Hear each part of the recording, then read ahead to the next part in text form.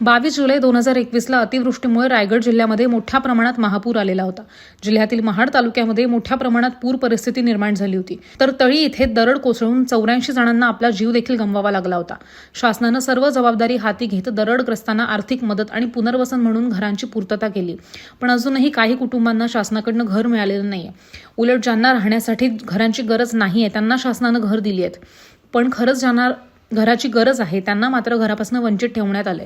तळीमधल्या दरडीमध्ये अनिल गंगावणे यांना आपला एक पाय सुद्धा गमवावा लागलाय। असं असतानाच शासनाने त्यांना राहण्यासाठी कंटेनरची व्यवस्था केलेली होती, पण त्या कंटेनरला मोठाले भगदाड पडलेत आणि साप, उंदीर, घुशी, किडे वारंवार घरात येत आहेत। त्यामुळे कुटुंबामध्ये भीतीचं वातावरण पसरलंय। शासनाकडे सतत मागणी करून सुद्धा शासन आम्हाला घर देत नसून आमच्याकडे दुर्लक्ष करतंय असा आरोप गंगावणे कुटुंबियांनी केलाय। लवकरात लवकर शासनाने आम्हाला घर दिलं नाही तर आम्ही सर्व कुटुंब ह्याच राहत्या कंटेनरमध्ये आत्महत्या करणार असं गंगावणे कुटुंबांनी सांगितलंय।